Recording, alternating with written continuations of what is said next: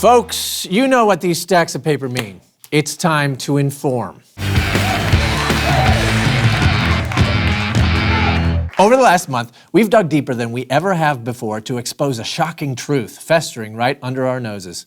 And no, I'm not talking about President Chumpernickel. Ladies and gentlemen, I'm talking about the journalism industry.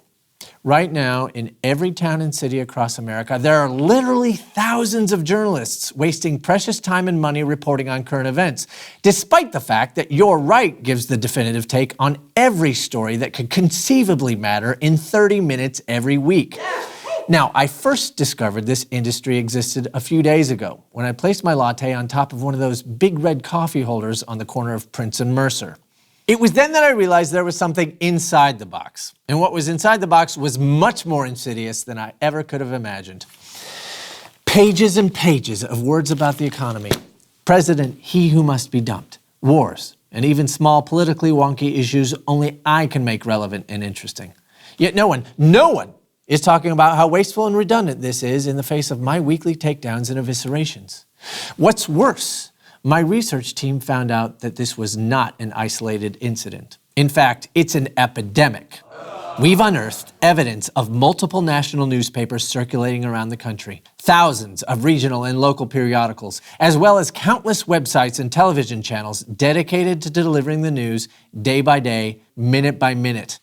They're even teaching this stuff in our schools. I know, but these are facts we simply can't ignore anymore. Facts like the New York Times employing 3,710 people, which is sheer lunacy when you consider that You're Right can fulfill the same basic mission with a writer's room of 5 Ivy League English majors.